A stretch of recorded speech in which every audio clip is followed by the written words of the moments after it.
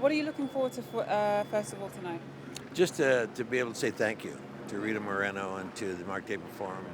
I mean, just Dorothy Chandler Pavilion and the whole, you know, the whole concept of the Amundsen and this whole idea is just to help, in understanding the arts, Yeah. and I really appreciate it.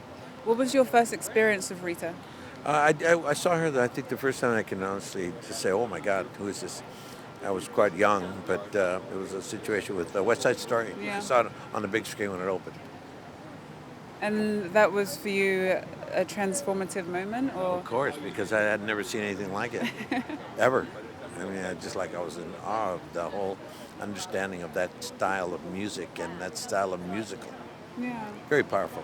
And Rita's often throughout her career, especially in the early stages, has spoke about how she was often portrayed only as the Latina in Hollywood. Yeah. Is that the kind of experiences you also had? Oh yeah, at the beginning, and I still do. I mean, I don't have any qualms about playing Latino Yeah. at all. Why I would love you? it. But yeah, I pretty much nothing much has really changed in perspective of the way that we're used. There are some people who have pushed through the very high level, Michael Pena, Gina Rodriguez, of course, Jennifer Lopez, and have pushed through to a national and international status. I will say that we are many more people, Yeah. and we are used less than we were 30 years ago. We'll get there Percentage, slowly. Well, Maybe. I think so. I Yeah. think we will, and I think we'll end up becoming stronger for it. Exactly. And you're quite a politically outspoken person. You've always championed the injustices of people that have faced hard times. I mean, considering that recently in the news we've seen the spates of a number of black people killed, we also saw the Orlando massacre.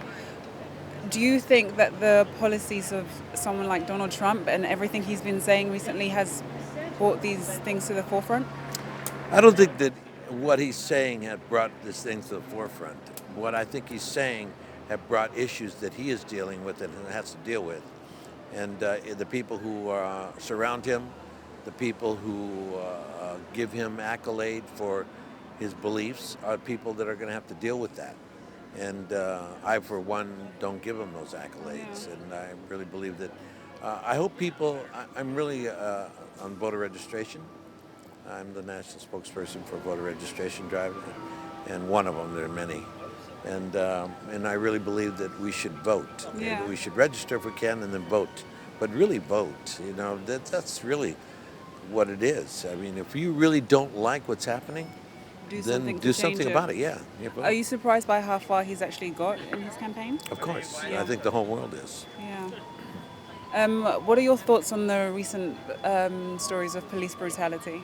We've had a problem with it in the last 2 days, especially during the last 24 hours. I think that, I must say that the by far the highest percentage of majority of police officers, male and female in the United States of America, are brilliant and wonderful Yes, people. I do agree. And what has happened is a travesty. Yeah. And I'm very grateful for the people who took the time to participate and document it. I really appreciate those people. And I hope that everybody will always have the ability to reach out and help in that manner. If you see something happening, take out your phone and document it. What do you think we as members of society can do to change, or do you think it is possible to change the views of those in power?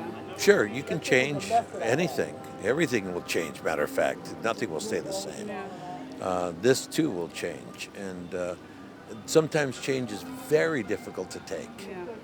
And I think that people who don't realize that this country, at the turn of the century, the 19th century going into the 20th century, there was 90% were European-based cultures and 10% all others.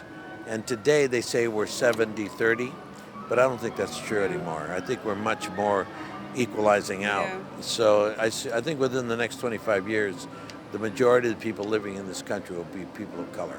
Yeah, I agree. And I think that's probably what scares a lot of people in power. Well, that's what has caused a lot of Yeah. knee-jerk reactions. Yeah. Yeah. Well, thank you so much for stopping by. Thank you. Thank I you hope very you much. enjoyed the evening. Me too. Thank you. Bye-bye. Thank you.